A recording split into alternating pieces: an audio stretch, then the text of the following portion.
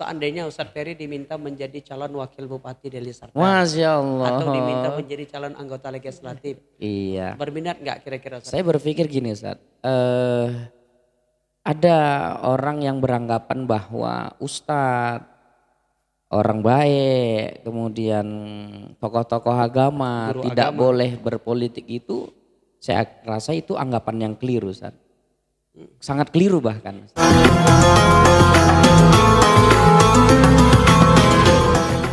Assalamualaikum warahmatullahi wabarakatuh. Waalaikumsalam warahmatullahi wabarakatuh. Alhamdulillahirabbil alamin. Allahumma salli ala sayyidina Muhammad wa ala ali sayyidina Muhammad.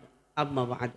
Terima kasih kawan-kawan yang sudah kembali mampir ke channel kami, di channelnya Bang Sulay Official. Jangan lupa subscribe, like dan share apabila channel-channel kami memberikan manfaat buat kalian semua. Dunia dakwah adalah dunia yang begitu mengasyikkan dan menggembirakan. Karena para pendakwah biasanya juga bukan hanya berdakwah, tapi juga hobi ngopi bareng, nongkrong bareng, dan kalau ketemu kita selalu bincang-bincang, ketawa-ketawa seperti kebanyakan orang lah. Dan luar biasa hari ini kita berkesempatan bertemu dan berbincang dengan seorang guru besar dari Kabupaten Deli Serdang yang memiliki begitu banyak jamaah. Dan alhamdulillah saya pernah hadir ke majelis beliau. Nah, ini luar biasa dengan jamaah yang luar biasa. Langsung kita sapa beliau. Beliau adalah Ustadz Ferry Saptadi Putra. Assalamualaikum Ustadz Ferry. Waalaikumsalam warahmatullahi wabarakatuh Ustaz. Ustadz Ferry Ya, Ustaz. dengan begitu banyak jamaah hari ini dan melakukan sebuah kegiatan majelis yang hadir tuh luar biasa banyak. Jadi Ustadz Ferry, menurut Ustadz Ferry sendiri, apa sih kiat-kiat seorang pendakwah itu supaya bisa seperti Ustadz Ferry lah berhasil setidaknya punya jamaah yang banyak? Masya Allah Ustaz. Kalau bicara kiat ya kan Ustaz, saya rasa yang mendengarkan banyak mungkin para ustadz-ustadz senior yang lebih paham kiatnya ya kan Ustaz. Tapi mungkin berawal dari keikhlasan aja ya Ustaz ya.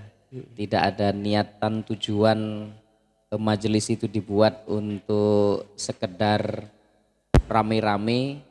Tidak ada niatan sedikit pun membuat majelis itu supaya wah ditengok orang, jamaahnya rame, menunjukkan mantapnya pimpinan majelis itu. Tidak ada niatan sedikit pun itu Ustaz. Tapi kami mulai dengan keikhlasan aja Ustaz berbuat.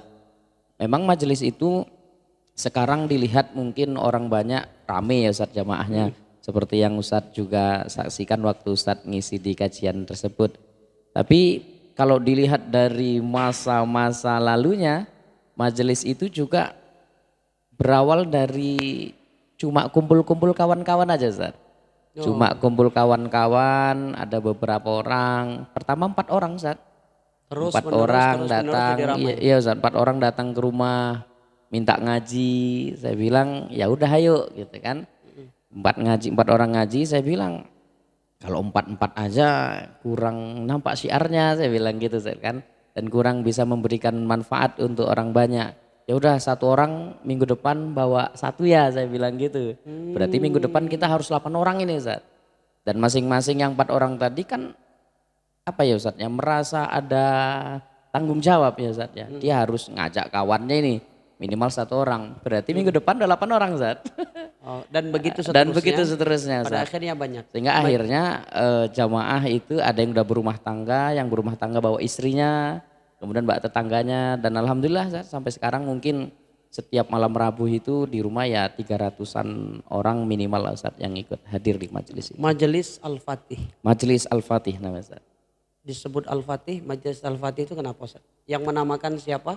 Dan apa makna dibalik nama Majelis Al-Fatih? Baik Ustaz, sebetulnya tidak ada hal yang apa ya Ustaz ya, yang menarik sih kalau dari segi penamaan Ustaz. Cuma karena dulu, nama itu menarik itu Ustaz. iya Ustaz ya, Kalau namanya kita buka menarik sejarah ya. itu Muhammad Al-Fatih itu penakluk Iya. Konstantinopel ya. Jadi gini Ustaz, dulu saya itu kan penyuluh agama Ustaz di Kemenak. Dulu. Iya Ustaz, Sekarang? dulu enggak juga Ustaz. Senasib. Senasib kita Ustaz ya, iya.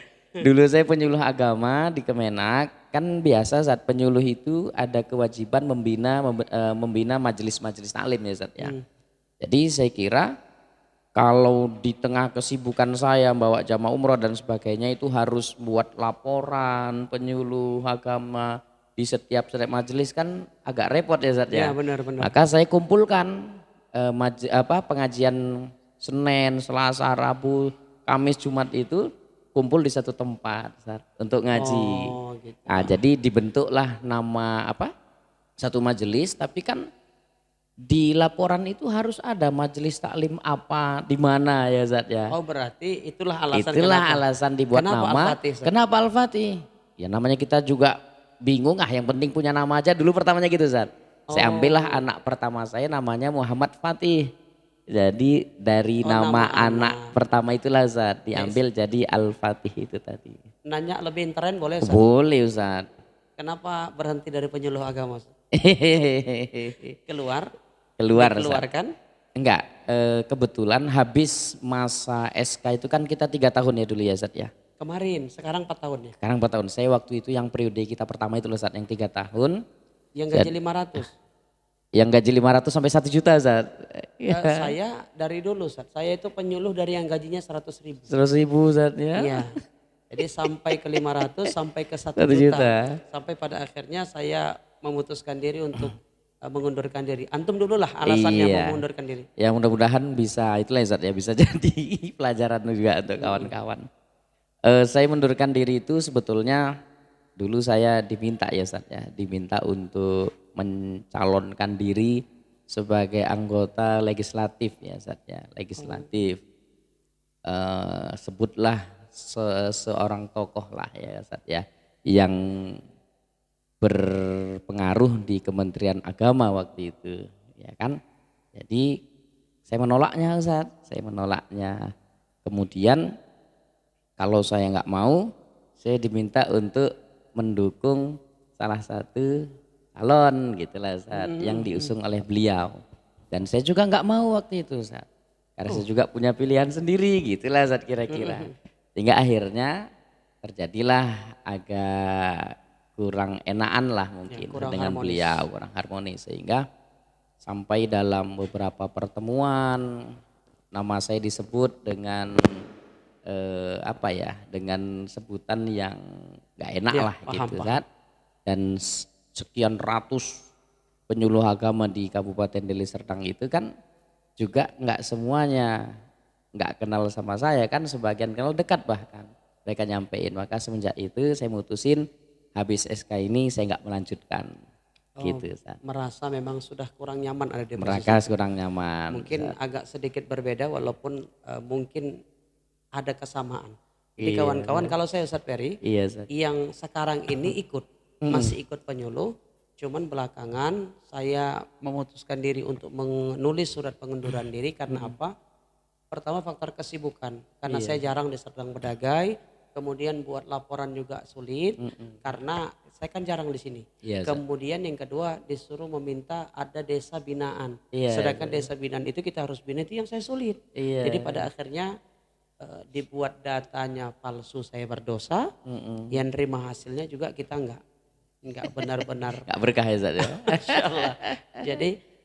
Jadi udahlah, biarlah rezekinya buat orang lain karena rezeki itu kan ada masing-masing. Itu sedikit enggak ketukar ya Zat ya. Enggak ketukar lah insyaallah. Dan para pendakwah biasanya memahamin itu. Insyaallah. Allah telah menetapkan rezeki kepada setiap manusia. Kalau saya kemarin posting tuh begini Ustaz Ferry, tentang bagaimana Allah menciptakan kucing. Kucing tuh hidupnya di darat, tapi dia ditakdirkan makan ikan yang hidupnya di air berenang.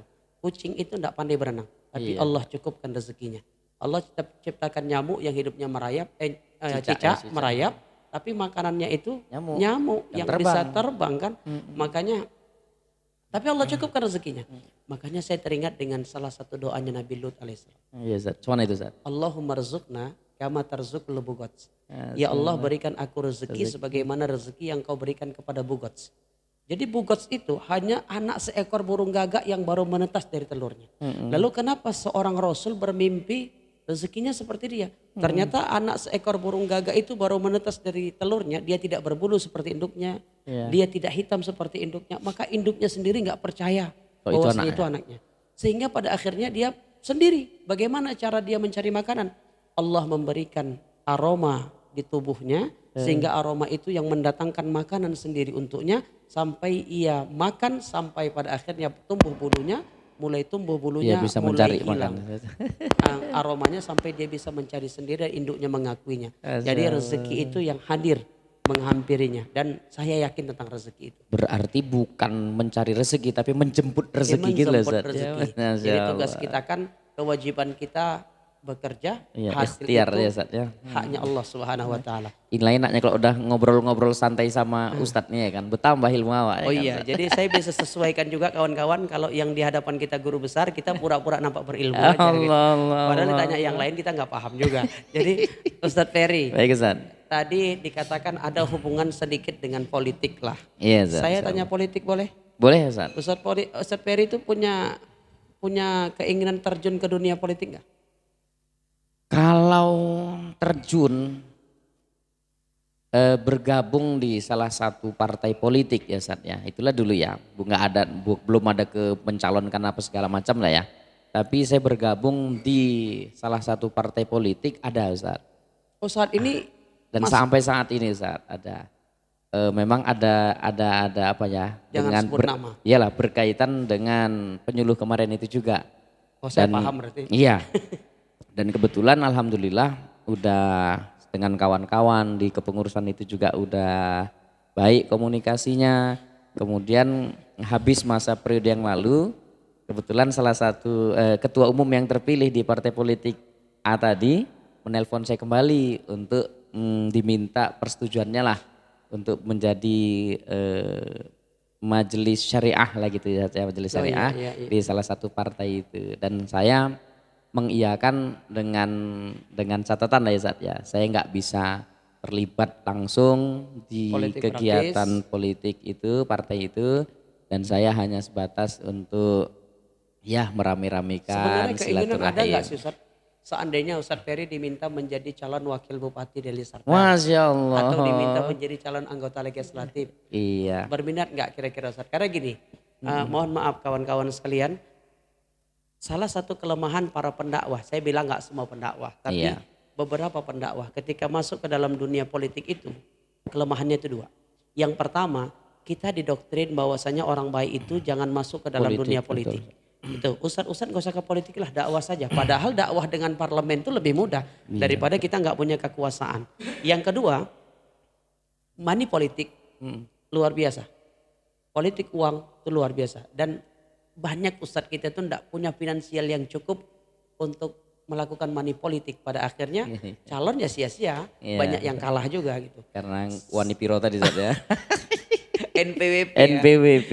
nomor piro. Wani Piro ya Zatnya. Jadi Ustadz Ferry, dua pertanyaan itu. Yang pertama, kalau saya ditanya apakah memang orang baik itu harus masuk ke dalam dunia politik, saya jawabnya bukan harus, tapi wajib.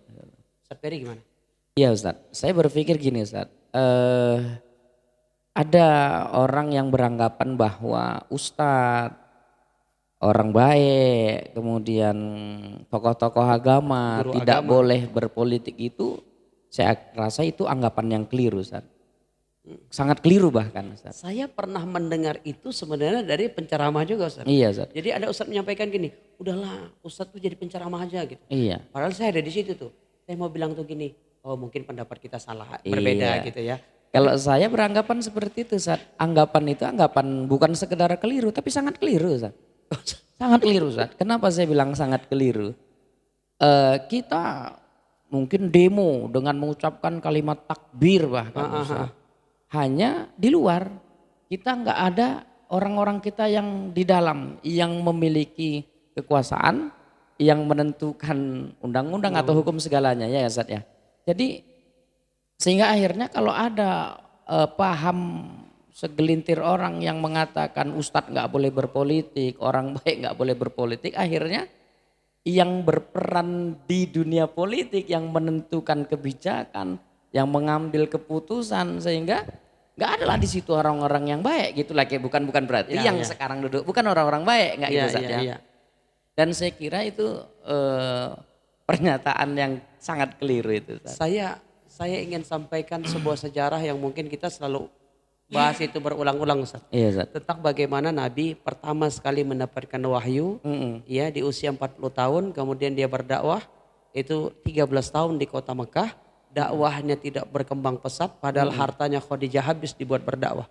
Hijrah ke kota Madinah lebih kurang 10 tahun, bahkan nggak sampai 10 tahun Ustaz, karena Rasul itu hanya bertemu 9 kali Ramadan, nggak ketemu 10 kali Ramadan, artinya nggak sampai 10 tahun. Iya. Tapi dakwah itu berkembang pesat. Mengapa? Karena Nabi memiliki kekuasaan di Madinah, kekuasaan yang dia tidak miliki di Mekah. Artinya dakwah dengan kekuasaan jelas Penting, lebih mudah. Satu, kedua Ustaz, apa sih harapan Ustaz terhadap masyarakat yang selalu identik, yang selalu menjadikan uang, money politik sebagai alasan memilih calon? Ya pada akhirnya nggak perlu harus punya pendidikan tinggi, nggak harus berbuat kebaikan saja, yang penting modalnya besar bisa menang Ustaz. Iya Ustaz.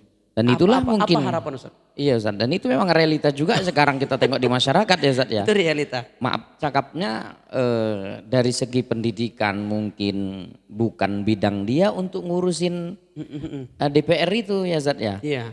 Tapi karena dia memiliki uang yang banyak, punya modal besar, penjudi sekalipun dia kalau punya duit bisa duduk di Bisa menang. kantor DPR Zat. Menang karena apa? Ya NPWP tadi lah Zat. Dan akhirnya masyarakat beranggapan Ustadz nggak boleh berpolitik. Akhirnya agen judi bisa jadi DPR.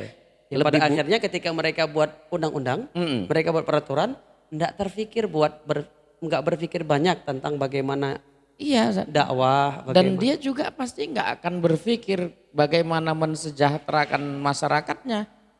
Gaya nggak akan berpikir untuk membantu masyarakat di dapilnya kan Ustaz. Karena dia berpikir, kau dulu suaranya udah aku beli kok katanya. Suaramu dulu udah aku bayar kok, pekpul katanya Ustaz. Iya. Kan? Pekpul kata Ustaz. Apa itu? Iya cepek limpul. Celi. Cepek limpul Ustaz. Jadi macam mana ngapain lagi dia bisa berbuat di dapilnya kan, karena udah dibeli semua suara. Dan banyak kita tengok kan Ustaz sekarang. Balikkan modal dulu Ustaz. Balikkan modal dulu. Karena Ustaz. modalnya besar. Sampai miliaran Ustaz ya. Sampai miliaran. Kayak gitu lah orang-orang Ustaz tadi nggak dibilang boleh nyalek kan. Dari mana Ustaz punya duit miliaran? Sekali ceramah pun cepek limpul tadi Ustaz. Iya. Kadang-kadang ada yang zolim Ustaz. Apa Ustaz zolim? Job limpul. Job limpul. Job limpul. Jadi Ustaz Ferry, Iya, Ustaz. Sebenarnya kita itu butuh masuk ke dalam dunia politik. Iya Ustaz. Ya walaupun jujur kita katakan masuknya kita juga tidak merubah sistem itu secara keseluruhan. Tapi setidaknya kita bisa mensuarakan, menyampaikan aspirasi masyarakat. Setidaknya kita bisa ya lebih menggaungkan nilai-nilai keagamaan di parlemen begitu. Ya kan? Ustaz Ferry, Iya Ustaz. 2024 kan semakin dekat. Iya Ustaz. Bismillah istikharah atau sudah yakin kira-kira mau maju nggak? Untuk saat ini Ustaz, keinginan sedikit pun belum ada Ustaz. Oh sedikit belum ada. Sedikit pun belum ada. Kenapa? Banyak pertimbangan Ustaz. Satu, saya mau nyoba mungkin kayak Rasul dulu Ustaz. Rasul itu 40 tahun baru mendapatkan Risalah wahyu ya Ustaz ya. Jadi saya kan belum ada 40 tahun Ustaz. Kayaknya tunggulah 40 tahun lagi nanti. Bukan 40 tahun lagi ya. Tunggu usia 40, bukan nunggu 40 tahun lagi. Berarti 2029. Mungkin lah itu Ustaz. Nanti pemirsa lah itu Ustaz yang menilai ya kan. Iya. Karena kadang-kadang tuh gini Ustadz Ferry. Iya, Saya cuman ingat pesan dari guru saya. Kadang-kadang kesempatan itu tidak hadir dua kali Ustaz. Orang yang terlihat baik hari ini bisa jadi dia tidak terlihat baik 5-6 tahun yang akan datang. Terlebih banyak masyarakat kita ini, ada orang kita ini yang begini. Sebuah kiasan nih. Kemarau 1 tahun hilang karena hujan 1 hari. 1000 kebaikan hilang. Berubah pandangan gara-gara 1 kesalahan. Jujur nih, siapapun kita, ustadz pun kita kan nggak sempurna. Kita punya kesalahan. Kekhawatiran seandainya memang ustadz punya kesempatan hari ini, tapi menunda kesempatan itu 2029, kan begitu. Kekhawatiran saya atensi masyarakat, pengharapan masyarakat di 2029 tidak seperti di 2024. Apakah tidak mencoba saja? Masalah hasil serahkan sama Allah. Tidakkah kita mencoba seperti burung yang ingin memadamkan apinya Nabi Ibrahim? Masya Allah. Walaupun tidak padam, dia sudah berupaya. Walaupun tidak menang, karena nggak ada MM tadi, setidaknya kita sudah berupaya. Gimana pendapat Ustaz? Jadi gini Ustaz, sempatlah terjadi diskusi kecil Ustaz, antara saya dengan beberapa pengurus majelis dan yang ngurusi pesantren Ustaz. Jadi waktu itu tercetuslah dengan dari lisan kawan-kawan gini, kalau Ustadz nyalek katanya, kami tinggalkan pesantren nih katanya gitu Ustaz. Pesantren yang Sedang kita dirikan ini. Jadi artinya mereka saat ini tuh masih kepengen saya dan mereka itu fokus dulu untuk ngurusi majelis dan membesarkan pesantrennya untuk saat ini ya Ustaz. Ya mungkin ke depan bisa dipertimbangkan tentunya kan. Tapi kalau istri sendiri gimana tanggapannya? Kalau istri selalu mensupport apapun yang menjadi keputusan dan apapun yang saya buat dia selalu mendukung Ustaz. Karena saya yakin Ustadz Ferry itu akan selalu menjadi buah bibir atau hal yang enak diperbincangkan baik dalam dunia dakwah, baik dalam dunia politik terkhusus di Kabupaten Deli Serdang. Saya yakin begini, Ustadz Ferry, saya kenal dengan Gubernur Kalimantan Timur namanya Pak Isron Nur. Ketika sebuah pertanyaan muncul kepada Pak Isron Nur, Pak Isron kenapa memilih Pak Haji Mulyadi menjadi wakil gubernur? Padahal Pak Haji Hadi Mulyadi itu finansialnya nggak cukup, bukan orang kaya segala macam. Jawaban Pak Isron Nur cuma satu, beliau orang baik. Kan bisa jadi juga karena alasan seorang bupati mencari orang baik. Bisa jadi tujuan itu tertuju kepada Ustadz Ferry Sabtari Putra. Kalau kesempatan itu muncul 2024, diambil nggak Ustadz kira-kira? Aduh, tengok-tengok yang Minang Ustadz. Kalau yang Minang pun song juga. Aduh, karena sama-sama zong bingung juga gitu. Bingung gitu Ustadz. Tapi kalau yang Minang potensinya besar, tuh dompleng apa salahnya kan Ustadz ya? Iya, sama-sama dompleng sebenarnya. Sama-sama kita dompleng dana, dia dompleng popularitas gitu ya. Jadi Ustadz Ferry kita tinggalkan dulu cerita politik, karena kalau cerita politik bukan zonanya kita, bukan zonanya kita. Ya, kita cerita dakwah dulu. Ustadz Ferry dakwah itu, pertama kali dakwah itu memang langsung terjun ke dunia dakwah setelah sudah mulai besar atau memang dimulai dari ikut-ikut musabakoh di waktu kecil gitu? Iya Ustaz. Mungkin berawal dari organisasi-organisasi sekolah ya Ustaz. Karena saya kan dari alumni Al-Wasliyah ya Ustaz ya. Jadi dulu sewaktu saya menjadi ketua IPA ya Ustaz ya, Ikatan Pelajar ya Ustaz, pelajar putra putri Wasliyah itu mungkin karena sering memberikan sambutan ya kan Ustaz. Kemudian itu di Aliyah? Di Aliyah Ustaz, di Aliyah. Dari sanawiyah udah mulai sambutan atau segala macam. Begitu masuk kuliah saya diadakanlah perlombaan berbaju madura saat dulunya. Jadi saya pun masih kelas 1 Aliyah, modal nekat ya kan saya ikut lomba. Rupanya modal nekat rezeki bagus.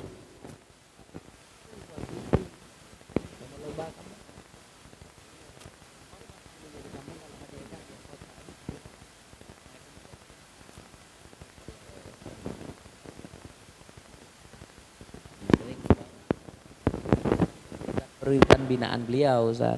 Jadi sebelum beliau ceramah dibimbing oleh senior berarti? Ustadz kita, Ustadz guru kita ya. Guru ya Ustadz. Ustadz kita lah guru kita. Ustadz Ferry itu punya latar belakang pendakwah nggak sih dari orang tua atau dari? Enggak ada Ustadz, enggak ada. Dari orang berarti tua orang tua itu bukan pendakwah? Bukan Ustadz. Orang tua itu swasta biasa. Enggak ada dari keturunan itu kami enggak ada ustadz, enggak ada ulama gitu. Enggak ada guru Ustadz. Ustadz berapa bersaudara? 4 Ustadz. Cuman Ustadz Ferry sendiri yang berdakwah? Cuma saya sendiri Ustadz. Oh lainnya tidak? Lainnya enggak. Jadi berawal dari situlah Ustadz tadilah yang bawa saya ke Puritan. Dibilang Ustadz tuh nanti sebelum Ustadz ceramah, awak dulu ceramah kata Ustadz itu. Oh jadi pendamping dulu. Iya 5 menit lah Ustadz, ngomong pertama berkeringat, tutup. Dibilang Ustadz tuh jangan kapok, besok ikut lagi. Ya ngomong 10 menit, udah mulai hilang keringat, gitu-gitulah kan. Sampai terus sudah mulai lancar sedikit. Di sekolah itu di Al-Wasliyah Galang waktu itu Ustadz, Al-Wasliyah Galang ada kan acara maulid Ustadz, maulid. Jadi kan biasa kalau di sekolah Galang itu Ustadz asal memperingati hari besar Islam itu ngundang sekolah-sekolah lain sekitaran di Kecamatan Galang itu. Hmm. Dan saat itu Al-Wasliyah Galang nggak mengundang mubalik Ustaz. Hmm. Nggak ngundang mubalik, tapi menampilkan siswa, Santri-santri. Iya, siswa iya. dengan ceramah 3 bahasa waktu itu Ustaz, 3 bahasa. Bahasa Arab, bahasa Inggris, bahasa Indonesia kan. Jadi bahasa Arab sudah tampil, bahasa Inggris tampil, bahasa Indonesia saya. Jadi bahasa Indonesia ini paling nggak sesuai sama apa bahasa Arab tuh kan. Nggak sesuai sama apa yang Iya. disampaikan oleh si pencara bahasa Inggris. Dan saya ngalir aja padanya, saat ngalir padanya ternyata siswa-siswa dari sekolah-sekolah lain itu kan hadir mungkin tertarik dia Ustaz. Nah, Itu Ustaz tertarik. Ferry masih aliyah. Masih aliyah Ustaz, masih aliyah. Sehingga mereka ini kan ikut remaja masjid ini Ustaz. Remaja masjid di desanya masing-masing kan. Akhirnya udah undang aja itu anak Al-Wasliyah yang semalam gini-gini. Oh berarti aliyah sudah ngisi Maulid Rasul. Udah Ya, Ustaz, dari aliyah, ada dari aliyah itu. Jadi berawal dari situ. Anak-anak sekolah itu yang dari sekolah-sekolah lain hadir, dia senang, mungkin dia tertarik dengan belajar ceramah saya di situ. Asal di kampungnya udah yang anak Wasliyah itu aja katanya gitu. Ustaz. Iya, iya. Dipanggillah ke sana sampai sekarang Ustaz. Di kampung saya sendiri nggak tahu Ustaz kalau saya ceramah-ceramah. Oh, itu kampung dengan sekolah jauh gitu Ustaz? Saya di Galang Suku. Dari kota Ustaz. Jadi Jaraknya saya udah berapa kilo? 2 kiloan gitu lah. Oh, nggak pala Nggak pala jauh. Cuma anak-anak sekolah yang hadir ke sekolah yang undang-undang saya itu kebanyakan malah dari Sergei kan, dari Kecamatan Serbajadi. Di Pulau Tambur, Pulau Gambar itu. Jadi saya ceramah di sana, orang kampung nggak tahu lah Ustaz. Orang kampung nggak tahu sampai ada satu desa di Kecamatan Galang itu ngundang saya ceramah. Dan di situ ada guru saya nggak hadir, beliau dengar cerita katanya tadi malam yang ceramah tempat kami masih waktu itu sudah tamat baru tamat sekolah katanya, tamat aliyah, namanya peri-peri gitu katanya. Guru saya ini berpikir apa peri murid kami dulu, mana pula dia jadi ustadz katanya gitu Ustaz. Itu guru sanawiyah dulu Ustaz. Jadi dipanggil lah saya, ditelepon sama ustadz saya itu, ustadz waktu sanawiyah, ke sekolah kok dulu katanya. Ke sekolah lah, saya pikir ada salah apa saya Ustaz. Udah tamat? Udah tamat saya aliyah kan, dipanggil saya ke sanawiyah. Mulai saya ke sanawiyah itu di Saikarang Ustaz. Jadi dipanggil, saya duduk di sini, guru-guru itu kumpul di sini. Saya pikir apalah salah awak ini pikir kan. Lama ditanya oleh satu seorang ustadz, wakil kepala madrasah itu, kau ada ceramah semalam di sini katanya. Saya pikir salah ceramah saya itu Ustaz. Ada Ustaz, salah Ustaz, bilang kayak gitu. Gak lama berdiri dia Ustaz, dipeluknya saya langsung sambil dia nangis saat itu. Terharu. Terharu mungkin dia, memang kalau anakku lah kok katanya gitu. Iya. Nah sampai sekarang lah saya juga dekat dengan beliau kan. Jadi orang-orang nggak tahu Ustaz, kalau saya itu udah khutbah Jumat. Di kampung itu nggak tahu, karena di kampung itu taunya kan saya anak-anak remaja yang memang aktif-aktif ke masjid, masjid gitu aja. Mereka nggak tahu. Nyaris sama sebenarnya Ustaz. Saya dulu itu pertama khutbah itu di luar duluan. Di luar, jauh di luar daerah segala macam. Maksudnya di masjid-masjid yang bukan di masjid tempat tinggal saya. Saya sudah bertahun-tahun ngisi di luar. Sampai saya bilang dengan BKM masjidnya, saya bilang begini, nah, Ustadz saya boleh enggak khutbah di sini? Saya bilang gitu ya Pak, saya boleh enggak khutbah di sini karena saya bisa. Saya ngisi-ngisi di luar juga. Tapi enggak, toh juga enggak diberikan kesempatan. Suatu hari ketika saya sedang salat Jumat di situ, yang khatib tidak datang. Yang khatib tidak datang. Ada sebenarnya beberapa ustadz yang hadir, tapi karena mereka tidak bawa teks, mereka nggak bisa naik. Nah, saya ditanya tuh sama BKM-nya, Sulaiman, kamu mau naik nggak? Saya bilang, saya nggak bawa teks, Pak, cuman saya bisa. Saya nggak bawa teks, cuman saya bisa. Karena memang kelemahan saya nggak bisa khutbah pakai teks. Iya. Ya, dari dulu, dari pertama kali saya nggak bisa khutbah pakai teks. Jadi kalau saya pegang kertas itu hanya ya mungkin ayat yang saya lupa atau ada pendapat-pendapat segala macam. Oh tapi bisa kan? Saya bisa. Ketika saya khutbah, itu pertama sekali pada akhirnya alhamdulillah dipercayalah. Sampai sekarang. Itu saya pikir memang terkadang dalam hidup ini ada fasenya kebetulan. Sama saya jadi petugas P3N, kerja di kantor KUA itu kebetulan saya bilang. Kenapa saya bilang kebetulan? Waktu itu kan saya masih tukang beca Ustaz. Oh, Ustadz pernah narik becak juga? Saya 2 periode narik becak motor Ustaz. Oh, 2 Jadi kalau saya, periode. kalau iya 2 periode itu gini. Udah kayak bupati lah Tamat, Ustadz ya. ah itu. Tamat sekolah saya aliyah, saya itu narik becak dulu Ustaz sebelum kuliah. Saya narik becak dulu 1 tahun cari modal kuliah ke Medan. Saya narik becak, saya kumpulin segala macam untuk kuliah ke Medan. Pulang dari kuliah di Medan, saya menikah, saya narik becak. Sampai tahun 2013. Saya narik becak sampai tahun 2013 saya narik becak. Nah, di sini enggak sengajanya 2010 kebetulan BKM masjid kami itu meninggal dunia. Oh, kebetulan pula meninggal iya, ya. kebetulan meninggal dunia ya. Kebetulan pas saya lagi di situ gitu. Ketika meninggal dunia di malam ketiga saya hadir. Malam ketiga saya hadir, saya pakai baju kaos. Enggak pakai peci. Niat saya hadir karena saya menghormati beliau ini kan pengurus masjid. Sering jumpa di masjid. Saya hadir dan protokol. Saya nggak tahu dari mana segala macam apa niatnya. Itu nyuruh saya ceramah. Nanti ceramah insya Allah akan dibawakan oleh anak kita si Fulan. Saya disebutin. Saya terkejut dong. Saya ceramah aja. Saya ceramah. Pakai kaos lah tadi. Pakai kaos, nggak pakai peci. Ketika saya ceramah, kebetulan hadir Kakan Kemenak Serdang Bedagai di situ. Ketika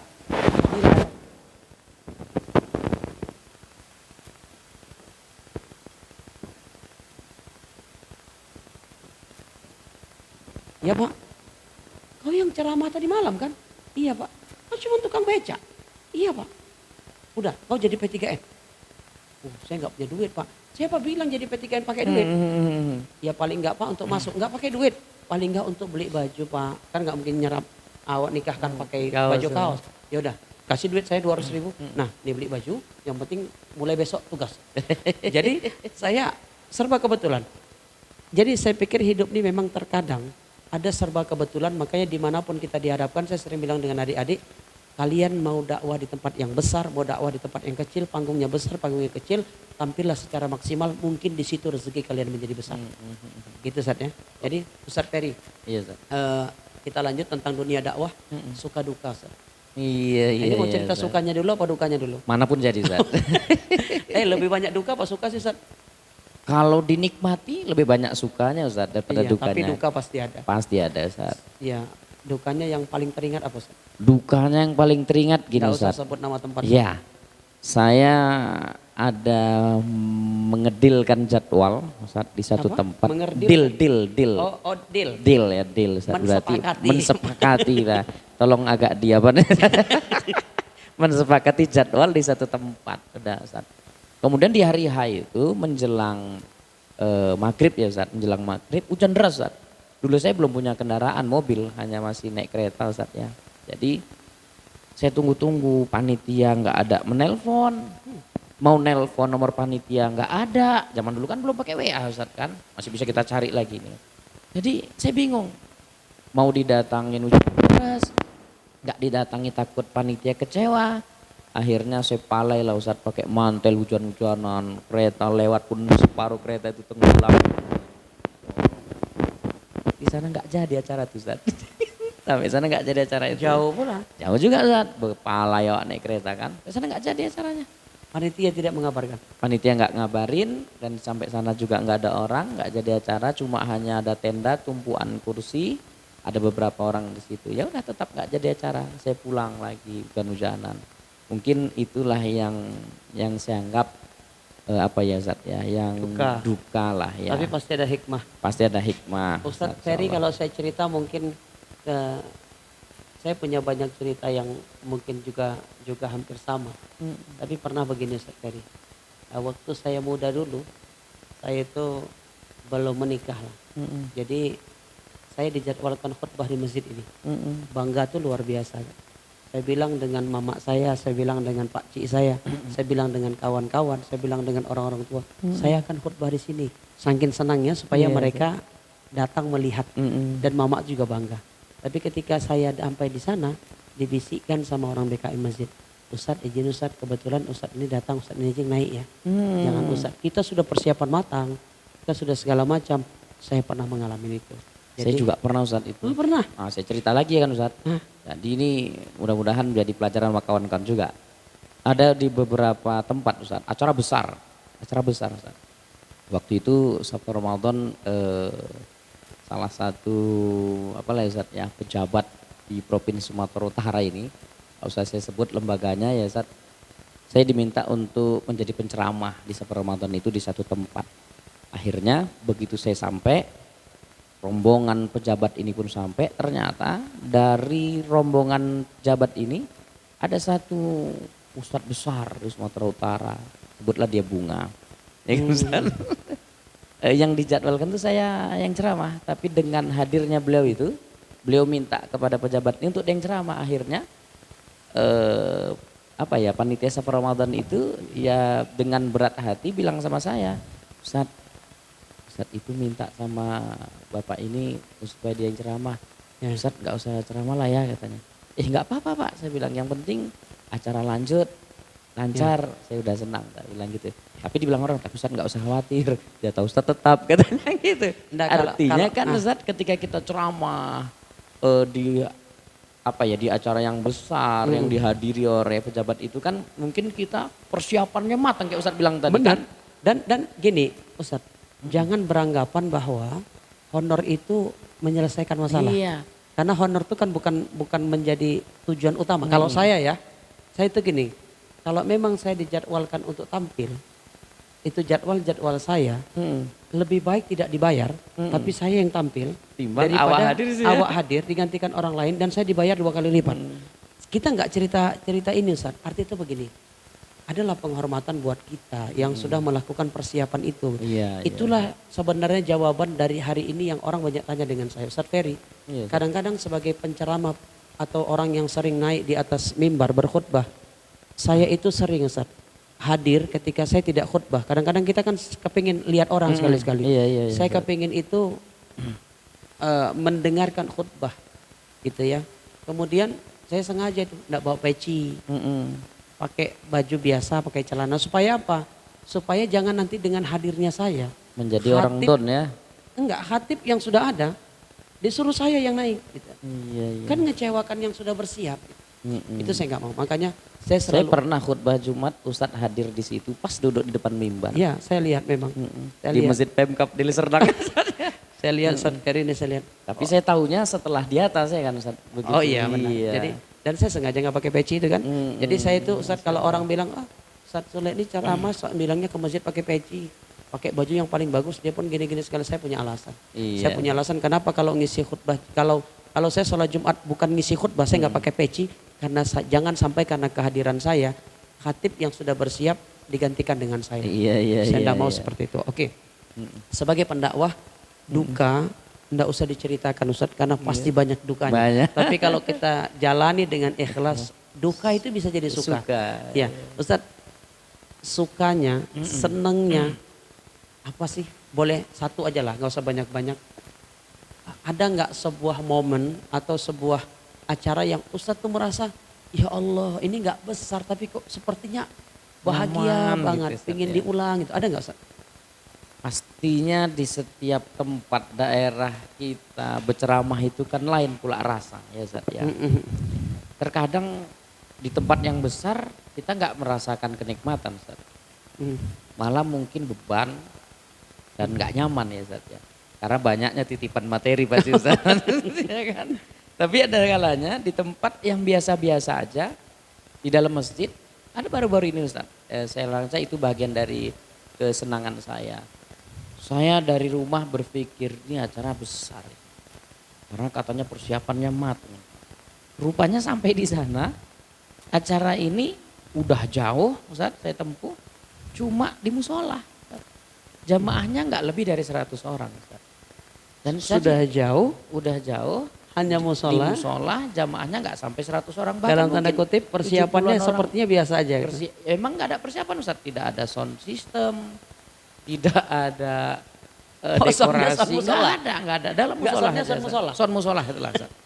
Jadi begitu saya pertama memang terus saya agak gitu Ustaz, kayak gini nih acaranya jadi, enggak ini saya pikir gitu Ustaz. Tapi setelah saya ceramah, antusias jamaah itu luar biasa Ustaz. Dan nggak tahu apa sebab saya merasa nyaman Ustaz. Bahkan hari itu saya bahagia kali Ustaz. ceramah saya senang, biasanya 1 jam saya turun, ini hampir 2 jam Ustaz, karena lagi 2 jam saya banting, nggak apa-apa Ustaz. Oh 2 jam ya? Iya, kemudian pulang Ustaz, mohon maaf lah ya kan, mohon maaf, dikasih oleh panitia nggak sewajarnya yang biasa panitia kasih dengan jarak yang jauh Ustaz. Nah begitu kita dititip proposal lah pembangunan musola ya kan Ustaz. Jadi saya ceramah di situ diberi dengan mohon maaf ya tanda petik lah ya Zat ya. Apa yang dikasih Iya, itu iya, enggak iya. sewajarnya. Kemudian saya dikasih proposal minta bantuan untuk pembangunan musola itu kan. Jadi tapi saya nyaman waktu itu Zat. Berasa bahagia. Berasa seneng aja. Dan saya begitu pulang keke-keke aja sama kawan-kawan yang di mobil. Kadang-kadang kan bahagia itu kan munculnya kan ya di mana kita nyaman, Iya, dihormati gitu. Buat apa kalau kita ada di acara besar tapi seolah-olah kita enggak Saya enggak seperti dia. ada ceramah baru-baru ini juga. Saya sering ngisi kajian di situ. Ya hebat, halo Ustaz. Orang yang luar biasa lah ya di pemerintahan di Sumatera Utara ini saya ceramah situ. Tapi tengok antusias jamaahnya cuek karena dia merasa pejabat ya kan. Kita bukan orang hebat, ya nggak dengerin. Maaf cakapnya 20 menit saya ceramah, saya turun, saya tinggalkan tempat itu kan. Rasanya mungkin Bahkan mereka terkadang memandang kita sebelah ada mata. hal ya, lain, Ustaz. ada hal lain kadang-kadang ketika kita naik dipanggil mereka pulang. Bisa jadi kadang main HP aja Ustaz. Oh, bisa jadi main HP Main aja. Ya? HP. Nggak Maaf cakapnya menghargai. ada nanti di teras tidur teras masjid kan. Nah itulah.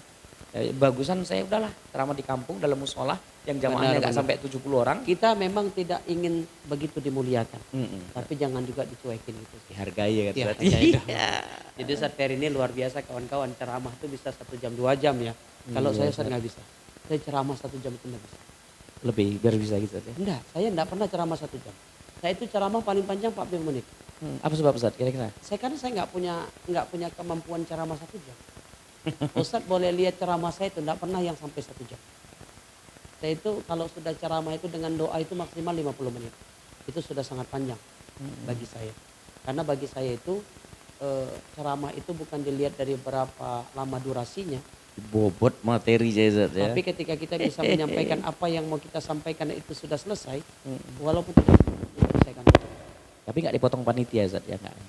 Kalau potong panitia, saya enggak paham berapa yang disiapkan, cuman dari DP-nya kayaknya dapat gambarannya gitu. Karena ada sebagian kita bilang alah ceramah ini macam nek damrinya kata Ustaz kan. Oh itu Nek damri itu jauh deket, ongkosnya sama katanya kan. Ceramah pun gitu katanya, mau ya, lama mau sebentar. Itu guyon-guyonnya Ustaz. Guyon-guyon kita. Karena memang dakwah sekarang kawan-kawan, kalau enggak guyon enggak dilihat orang. Nggak laku katanya Ustaz. Kadang-kadang tuh gini, ada di beberapa tempat yang kadang-kadang orang guyonnya doang. Ingat materinya. Ilmunya nggak tinggi. Jadi, Ustadznya enak. Ustaznya lucu En- enak kok, enak banget. Apa rupanya disampainya? Kayaknya lucu lah sampai sakit perut gitu. Jadi kualitas enak itu Karena lucunya Ustaz ya. bukan Iya, karena iya, bobot materinya. Betul, Ustadz Ustaz. Ferry sebagai seorang ustadz lah, ini karena sudah menjelang maghrib nih Ustadz. Apa hal yang belum dicapai dan ingin dicapai sebagai seorang penceramah? Saya dari dulu Ustaz memang berniat punya punya lembaga pendidikan seperti pesantren. Dan alhamdulillah sekarang sedang proses pembangunan dan alhamdulillah sudah sebahagian bangunan itu rampung Ustaz. Jadi kalau yang pondok cita-cita pesantren itu iya ya? Ustaz. Jadi kalau cita-cita keinginan saya sekarang ini mungkin masih mampu Ustaz, bisa ceramah ke sana kemari. Pasti nanti ada waktunya, ada saatnya. Fisik ini udah mulai lemah ya Ustaz ya. Mungkin tidak bisa saya ngajar ke sana kemari dengan jarak yang jauh. Setidaknya saya pengen Ustaz. Saya punya satu pesantren yang di masa tua saya nanti saya bisa tetap menyalurkan ilmu, mengajar di pondok itu nggak perlu saya jauh-jauh lagi gitu ya Ustaz ya. Mungkin itu harapan dan cita-cita saya dari dulu Ustaz. Dan alhamdulillah sekarang udah nampak kayaknya didp-kan sama Allah.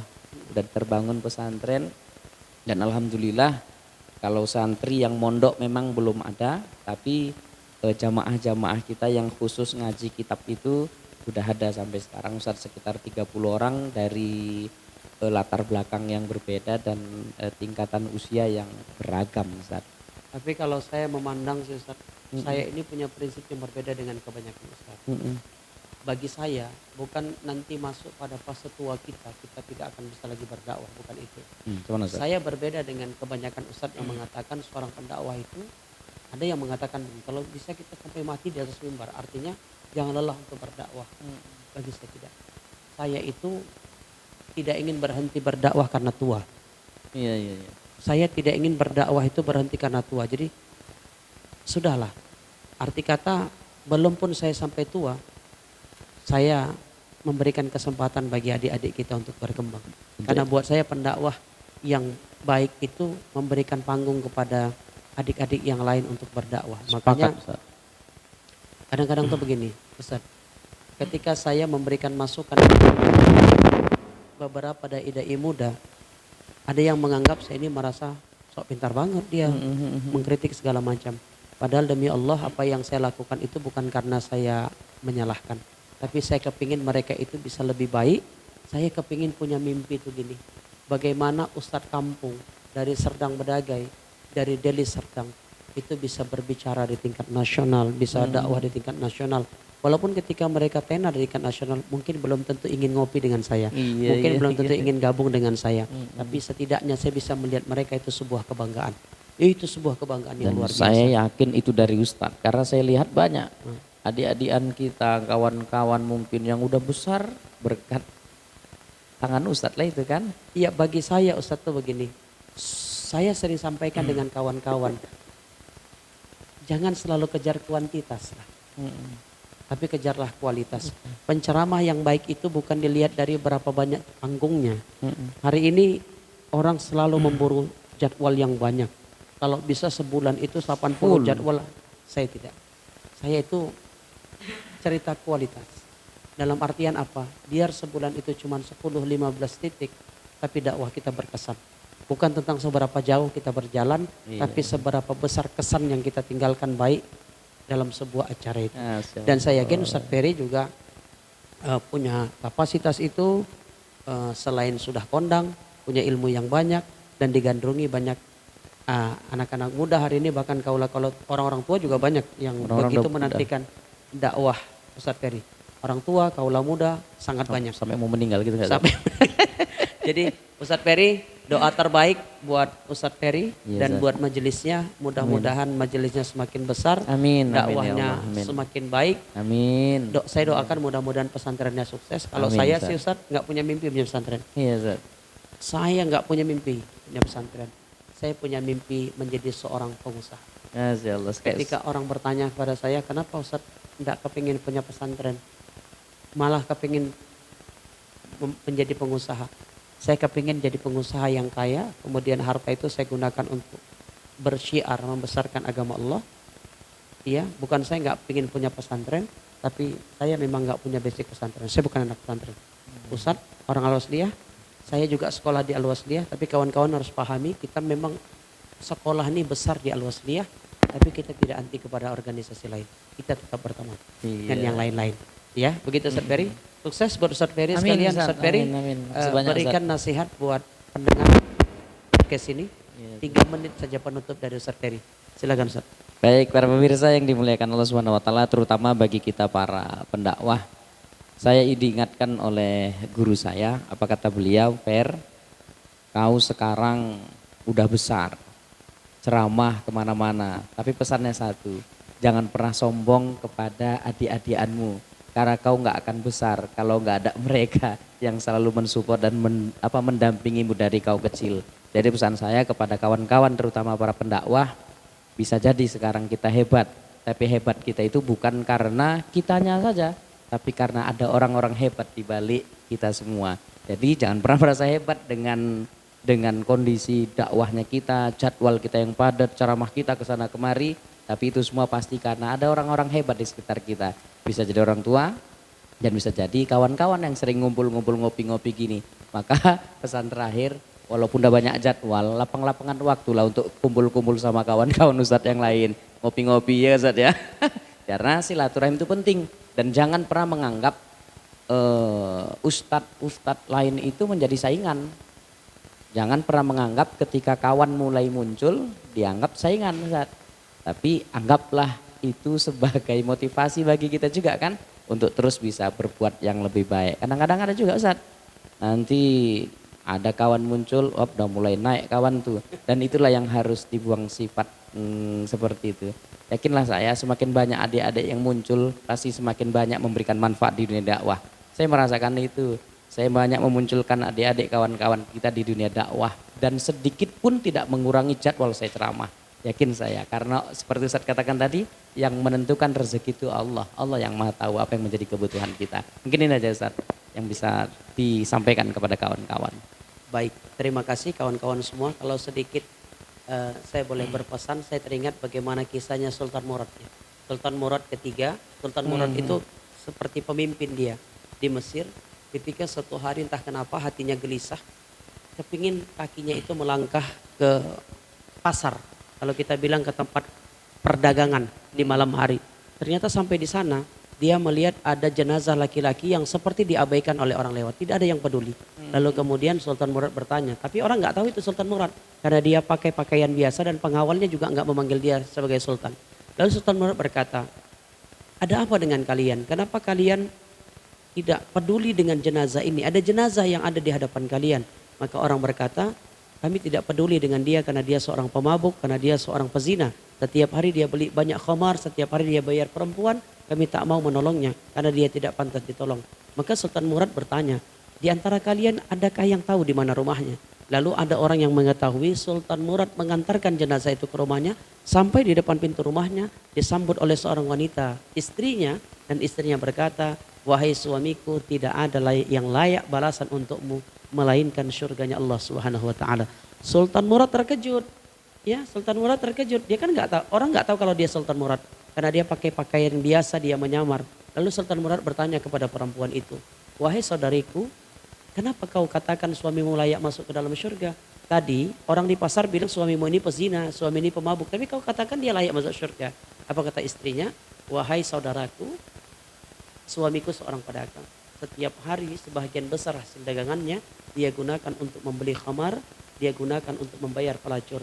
Dia beli khamar yang banyak, dia tumpahkan ke kamar mandi. Dia bayar pelacur supaya tidak menerima laki-laki hidung belang untuk berzina dengannya. Dengan berzina dengan pelacur itu. Lalu aku berkata, wahai suamiku, kalau ini terus kau lakukan, engkau akan dianggap seorang pezina dan pemabuk. Nanti kalau engkau meninggal dunia tidak ada orang yang mau melaksanakan fardu kifayahmu. Maka suamiku berkata, andai tidak ada satupun orang yang ingin melaksanakan fardu kifayahku, maka dengan amalan yang kubuat, aku sendiri yang akan meminta kepada Allah untuk menghadirkan Sultan Murad untuk melaksanakan fardu kifayahku. Maka dengan kata-kata itu Sultan Murad membuka cadar yang dia pakai dan dia berkata, wahai saudariku, bersyukurlah. Ini jawaban mungkin kenapa hatiku gelisah malam hari ini. Ternyata Allah melangkahkan kakiku di sini karena sungguh aku adalah Sultan Murad dan aku sendiri yang akan melaksanakan fardu kifayahnya, dan aku akan salatkan jenazah suamimu di istana negara dengan ulama di seluruh kota Mesir. Maknanya apa? Yakinlah, faman ya'mal misqala zarratin khairan yarah wa may ya'mal misqala zarratin syarran yarah. Perbuatan yang baik akan dibalas dengan kebaikan, perbuatan yang buruk akan dibalas dengan keburukan. Lakukan yang terbaik dalam hidup ini, percayalah, andai banyak orang yang membencimu, Allah ridho, maka kebahagiaan itu akan tetap engkau dapatkan. Saya Bang Sule Official, mohon maaf salah dan khilaf. Assalamualaikum warahmatullahi wabarakatuh. Wow.